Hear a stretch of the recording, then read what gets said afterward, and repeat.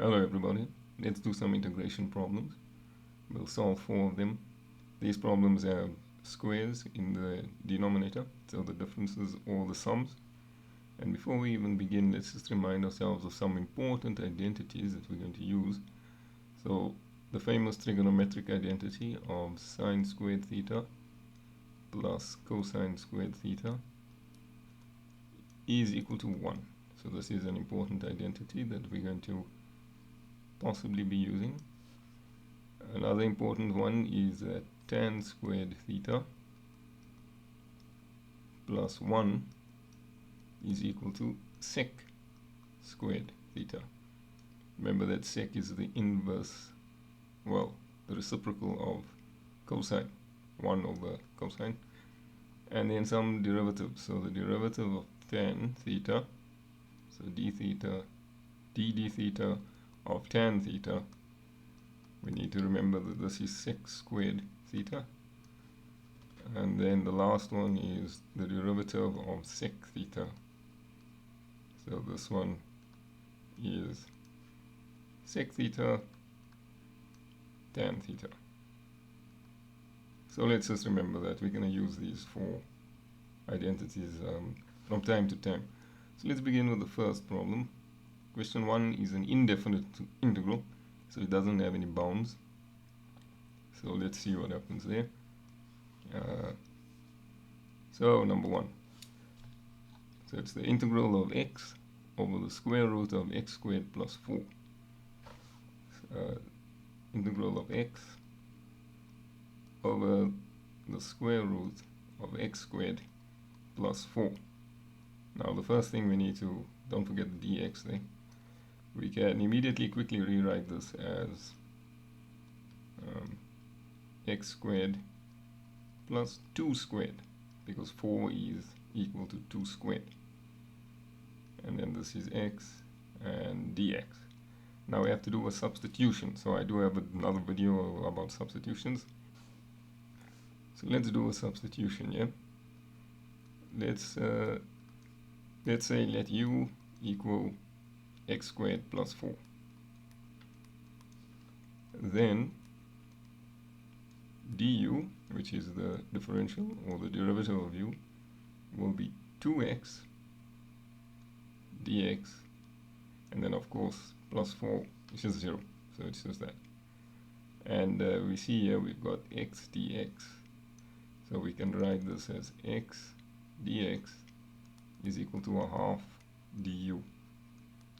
And now we can substitute this back into our original integral.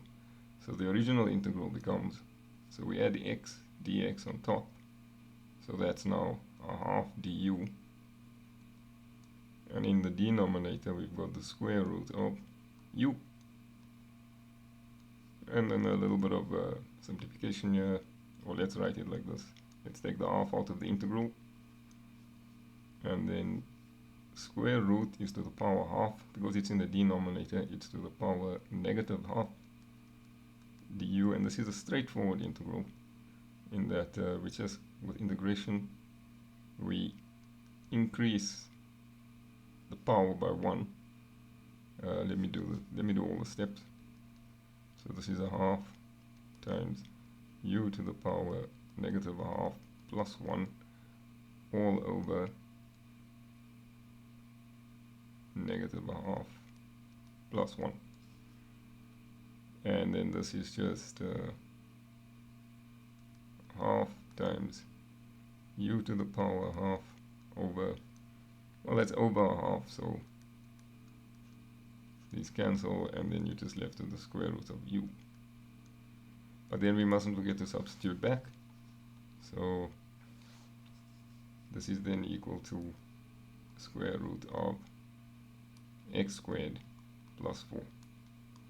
And then because it was an indefinite integral, we need to add c. C is just some constant. So this is just any constant.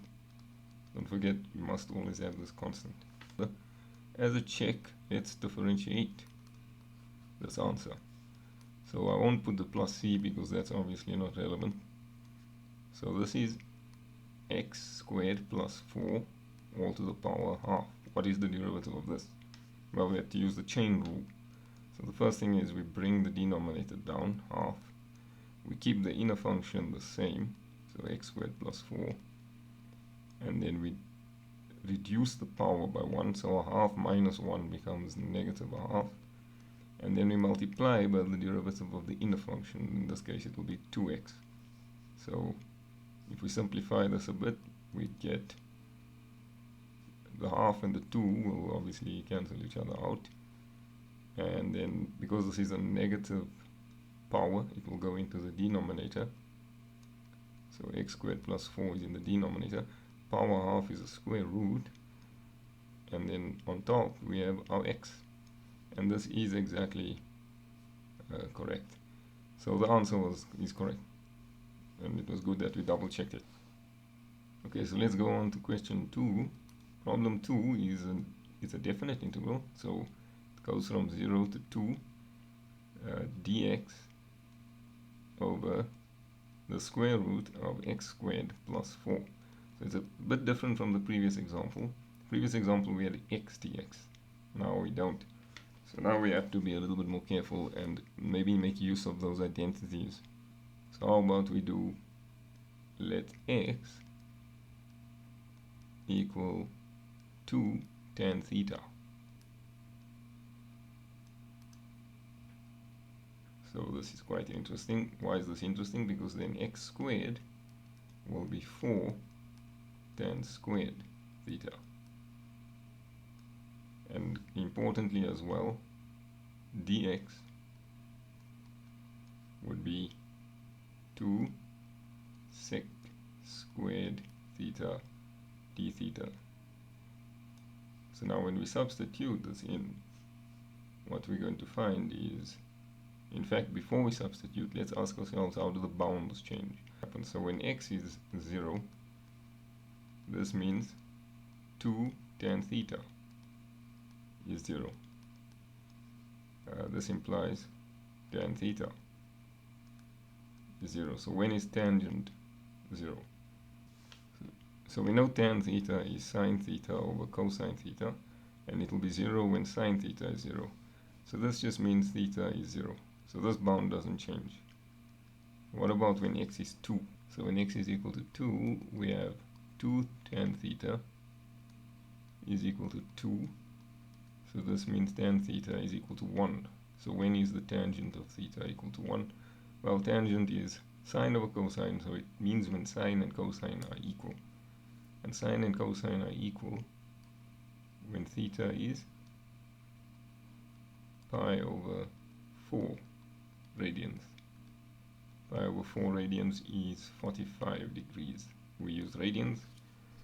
So our bounds are now, instead of 0 to 2, we're going from 0 to pi over 4. And now we need to substitute. And so let's see how we're going to substitute here. So dx is 2 sec squared theta d theta. So 2 sec squared theta d theta. And this is all over the square root of 4 tan squared theta plus 4. So that's why we made the substitution, because now we can factorize the 4 out. So what happens now is we have 2 sec squared theta d theta all over the square root of 4 into tan squared theta plus 1.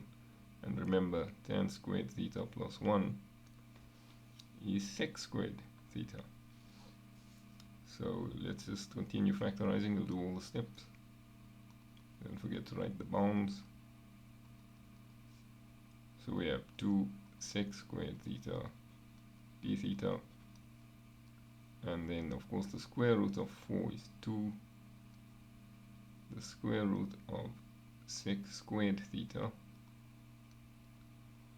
Well, okay, we might as well just one more step in factorizing. So this is 0 to pi over 4. Oh dear. And then so the 2's will cancel. 6 squared over the square root of sec squared. So the square root of sec squared is just sec. So we have sec squared over sec, which is just sec theta, d theta. So what we'll do is we'll rewrite sec theta like this. Sec theta is equal to sec theta times, basically times 1. So you might say, okay, what does that achieve? Well, you'll see now. I'm going to write 1 in a certain way. I'm going to write 1 as tan theta plus sec theta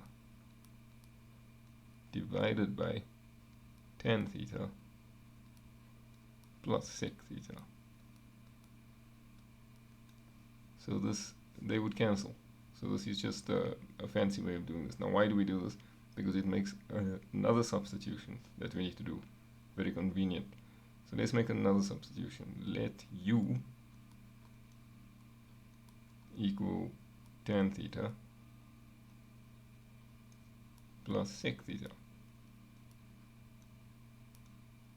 And by doing this, we then have du. So the derivative of tan theta is sec squared theta, d theta of course, plus, and then the derivative of sec theta is sec theta tan theta d theta.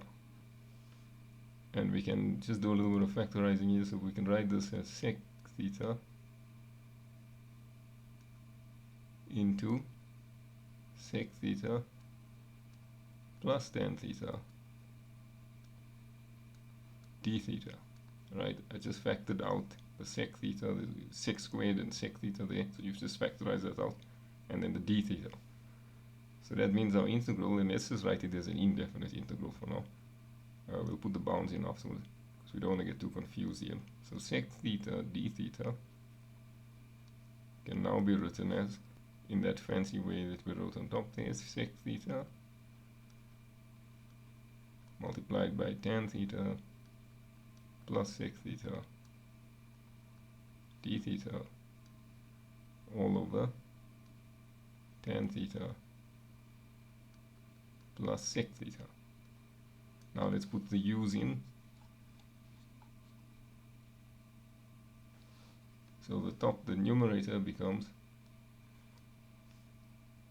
du, and the bottom here becomes u. And this is a straightforward integral. This is just ln, the natural logarithm, and then we'll just add some constant for now because we made it indefinite. So after substituting back, we'll have ln, what is u? U was sec theta plus tan theta. And of course we still have the plus c. But now we can put our bounds in, so let's put the bounds in now. So I'll just say bounds, because we substituted back to our theta, so it's fine. So it's 0 and pi over 4. So with the bounds now, it will become equal to ln of sec theta plus tan theta. And then our bounds will pi over 4 at the top and 0 at the bottom, and then we have to just subtract. So it's ln of sec pi over 4 plus tan pi over 4 minus ln of sec 0 plus tan 0. And this is equal to ln of, so sec pi over 4, so sec is 1 over cosine, so cosine of pi over 4 is 1 over root 2, so this is root 2, and then tangent of pi over 4 is 1, and then here we subtract ln of sec of 0, so 1 over cosine of 0 is just 1, and then of course plus 0, and then this is equal to, so I'm just doing every step. So this is ln of the square root of 2 plus 1. I think we can drop the absolute values, but okay, it's fine, I'll drop it. Ln of 1, and ln of 1 of course is what? Isn't the 0? And that means our final answer is ln, and now I can drop the absolute value here because we know this is, let's just write it as 1 plus root 2. So the natural logarithm of this, which is approximately, if you put in a calculator, this gives you approximately 0.881. So question 3 is also a definite integral, so it goes from 0 to 2 of dx over x squared plus 4. So it's a little bit different from the previous one. The previous one was the square root of x squared plus 4. So again, we need to make a clever substitution here. So we can probably just do the same substitution like the previous one. We just say let x equal to 2 tan theta, then x squared would be 4 tan squared theta, and dx would be 2 sec squared theta d theta. And then we just remember the bounds. The bounds will be the same as the previous one, so 0, so basically 0 to 2 becomes 0 to pi over 4, which is exactly the same as the previous problem. So now let's just do the let's replace. So it's 0 to pi over 4, and then dx is 2 sec squared theta d theta, and this is all over 4 tan squared theta plus 4. So just do a little bit of factorizing here. So it's 2 sec squared theta d theta over 4 into tan squared theta plus 1. So the 2 and the 4, I suppose, will end up here with 0 to pi over 4. And then remember, this is just sec squared theta. So the sec squared theta, they cancel out, and the 2 and the 4, we end up with half d theta. And this is a straightforward integral. It's just theta, and then the bounds are pi over 4 and 0. So we just do the substitution here. So this is a half into pi over 4 minus 0, which is just pi over 8.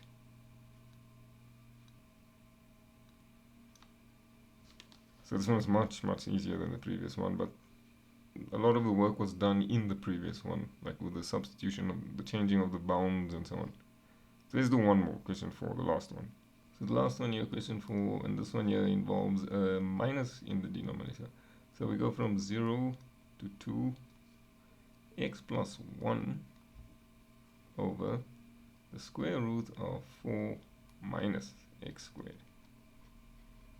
And of course we'll put out dx there. So what substitution do we make here? Well, for this one, let's do this. Let's say let x equal 2 sine theta. Then x squared is 4 sine squared theta. So why are we doing this? Because there's a minus here, and we know that 1 minus sine squared theta is cosine squared. So let's see. What will dx be? So dx will be 2 cosine theta d theta. Now don't forget, we mustn't forget to change the bounds. You don't always have to change the bounds in the beginning, you can do it at the end, but let's just do it now. So when x is 0, this implies 2 sine theta is 0, and this is straightforward, this just means theta is 0. When x is 2, then 2 sine theta, sorry, I should have done this, 2 sine theta is equal to 2. This means sine theta is 1, and sine theta is 1 when theta is pi over 2 radians, or 90 degrees. So now integral becomes 0 to pi over 2 radians, and then the x plus 1 is what? So the x plus 1, so we made x 2 sine theta,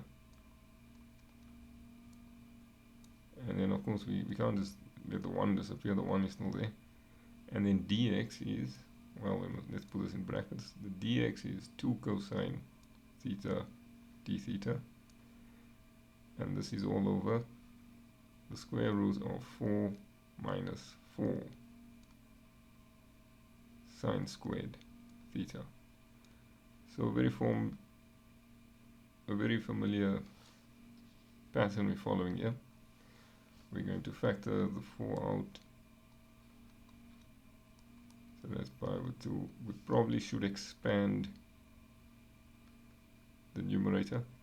So here we have 2 sine theta times 2 cosine theta, so that will give us 4 sine theta cosine theta, and then 1 times 2 cosine theta gives us 2 cosine theta. Let's put all this, let's bracket it and put the d theta around it. So that was just a normal multiplication out there, and then it's the square root of 4 into 1 minus sine squared theta, all under the square root. So let's do some factorizing here.